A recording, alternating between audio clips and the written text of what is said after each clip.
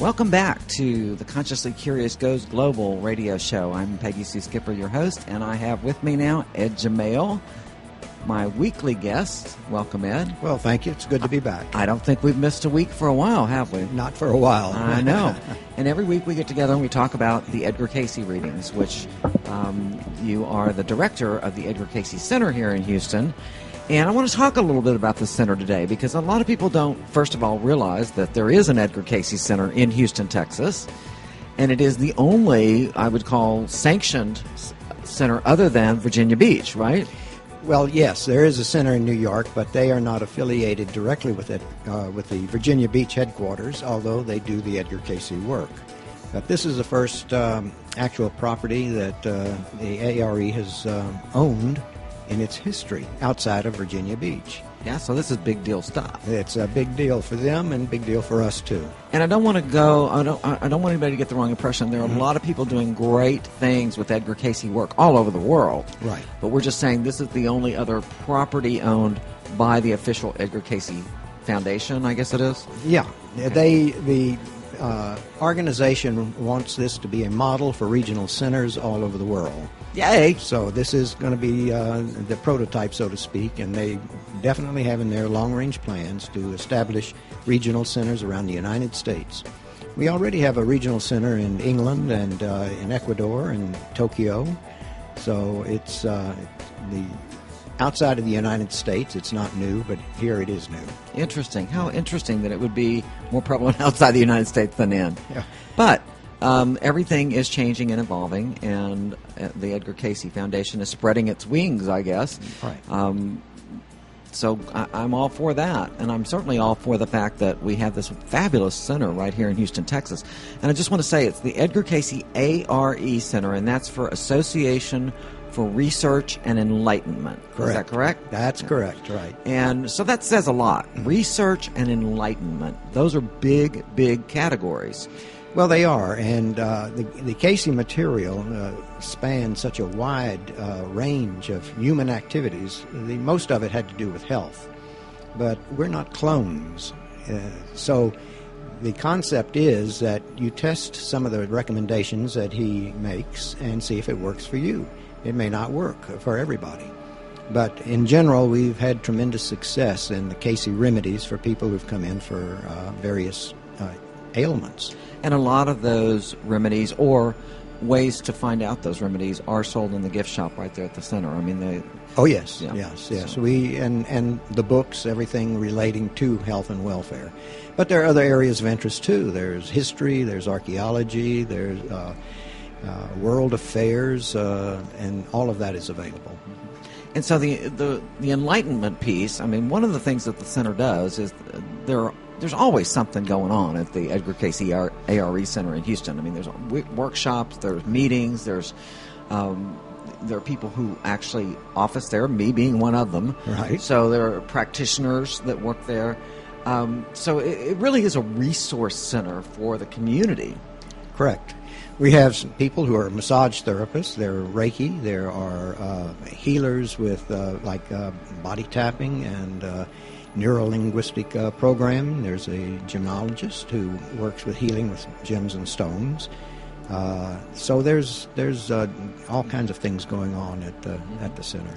Yes, and so that's all on the website at edgarcaycehouston.org, That's right? Right. We finally got that down. We don't even have to look it up anymore. So I have it bookmarked, so I don't ever have to really put it in. Right. But now I know it by heart. Yeah. So, and the center has just gone through a huge expansion. We are. We have finished out the building. It's a 17,000 square foot building with offices and a couple of meeting rooms, a mini auditorium and a large auditorium, and commercial kitchen. People are surprised at the kitchen there. Yes. But we're set up to handle a lot of activities. And we have a labyrinth on the driveway out front. Labyrinth. Something for everyone. Right. Yeah. So people can just drop in, but officially, what are the hours? The hours at this point in time are 10 to 5 during the week and 10 to 1 or 2 on Saturdays, but they are going to expand now that we've expanded. So okay.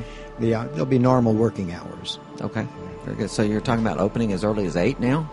Or staying open later, or more than likely it'd be 9. 9. Okay. All right. Usually I'm the only one there by 9. Yeah. So You're the only one there at 8 too. that's true. That's true. Yeah, but I'm an early bird. So it is very exciting. I mean, we have new people moving in, just new energy coming through. I mean, it's always been a wonderful, wonderful place. I've been there 3 years now, and it's been a real blessing for me as a practitioner. But I love the fact that we have some new energy coming in and new beautiful space to bring that energy into. Right. So. And we have a variety of activities. The Casey readings, as I mentioned earlier, span a wide range of human activities, and we'll begin to develop more of those activities out of the Houston Center. But there's an archaeological component, checking the history that Casey suggested was quite different from our traditional way of thinking about history. And we've Imagine that. Yeah. And then we've sponsored archaeological work in the Caribbean, in Egypt, Israel, and in Guatemala, and with some great success there.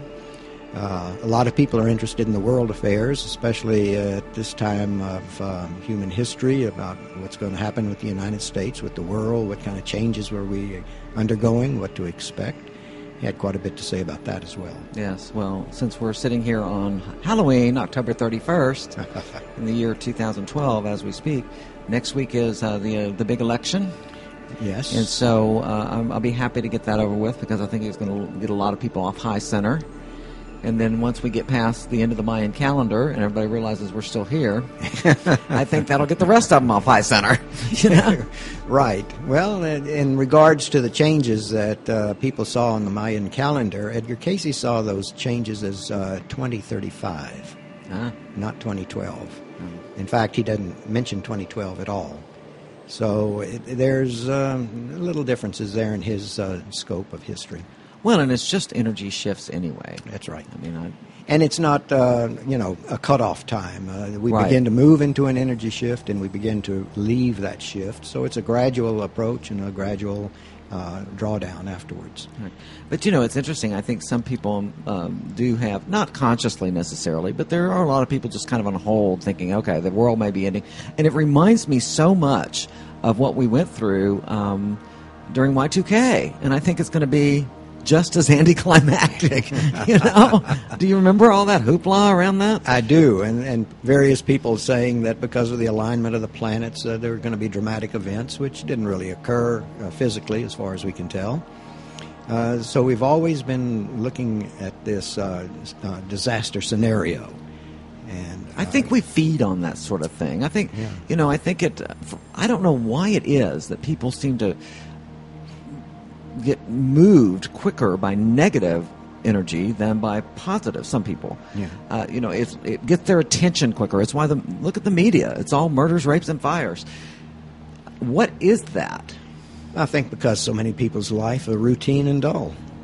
They look for a little stimulation. And so if they hear a happy story, it makes their life feel more routine and dull. Maybe so. Maybe there's something to that. Well, there's a lot of energy when you have a catastrophe like a hurricane strike the course. A lot of people get energized, and they're moving, and they're helping other people, and it breaks the routine in their life. I think there's an awful lot of energy generated by a storm, period, whether it's a hurricane absolutely. And we pick up on that energy. Mm-hmm. So it's a motivating force, but it does break the routine, and you'd be surprised, look around at our lives, how much of it is just routine. We're actually working on automatic.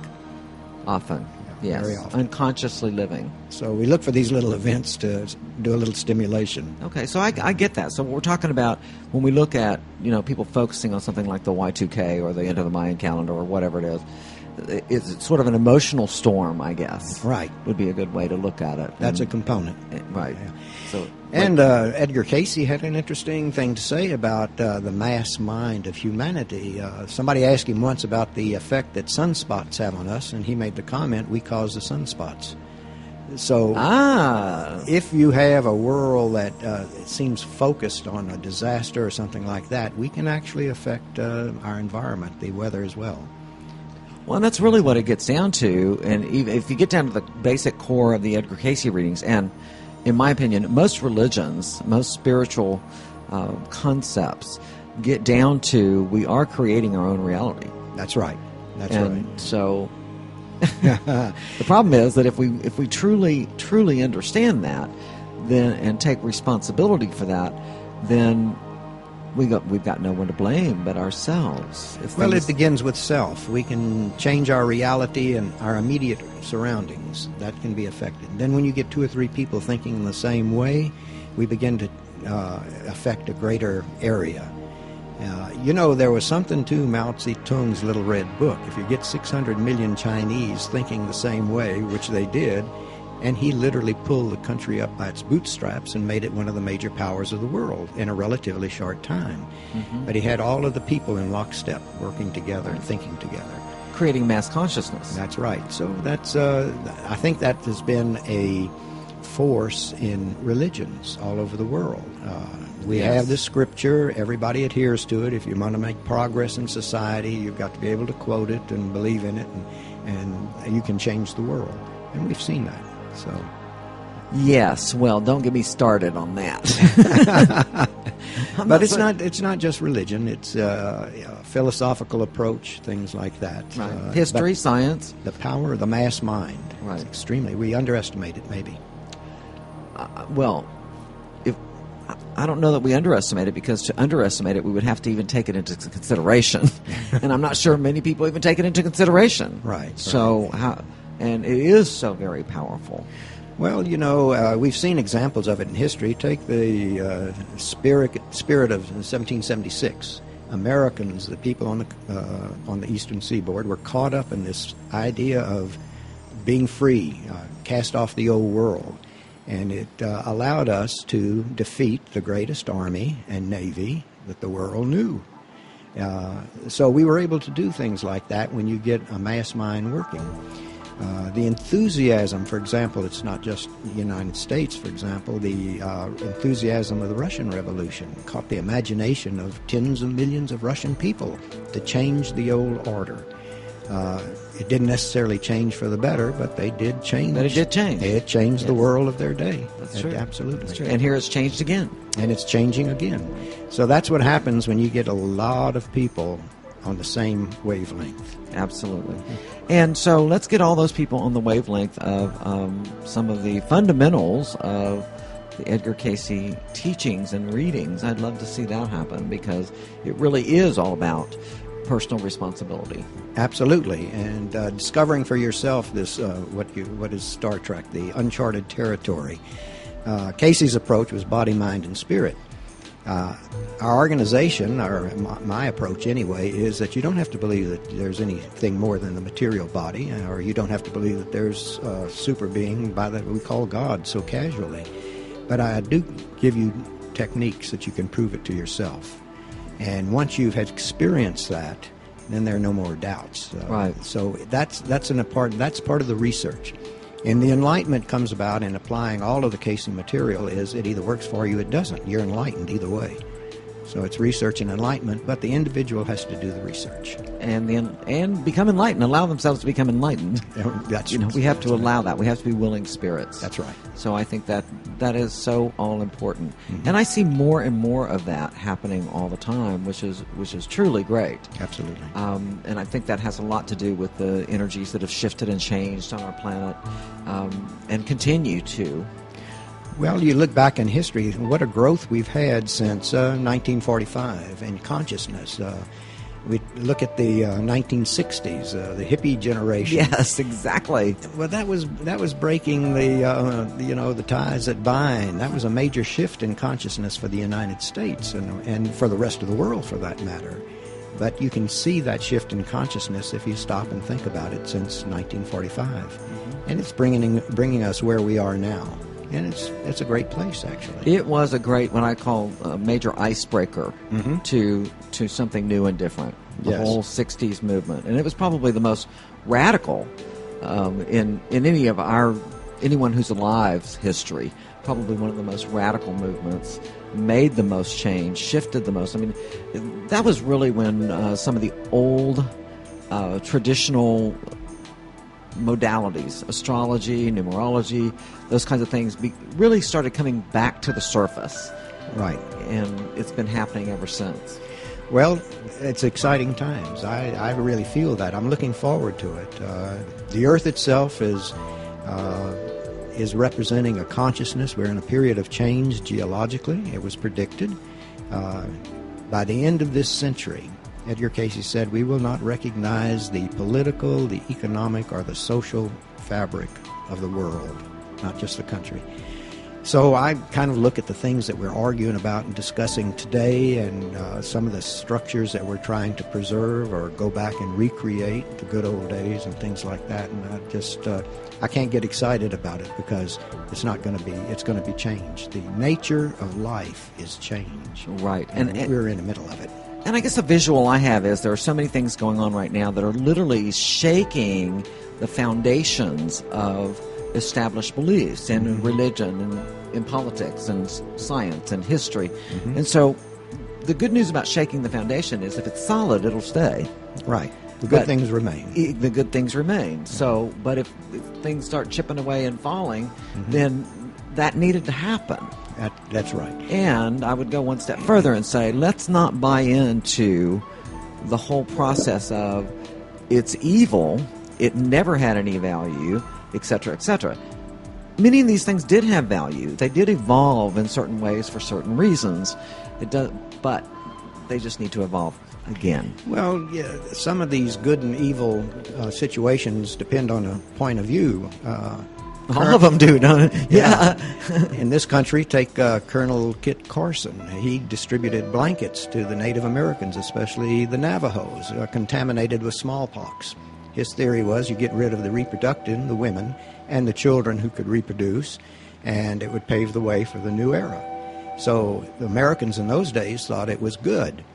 The Navajos didn't think it was good. They thought it was evil. So again, it was depending on which side you stand on, whether it's good or evil. And there are many instances in the world, depending where you are.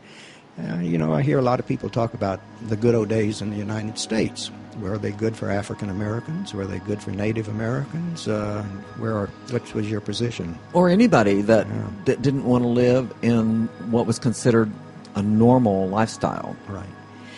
So basically, we have to get back to some values of that we talked about in the Constitution and declarations about the brotherhood of human mankind and compassion and seeking the general welfare.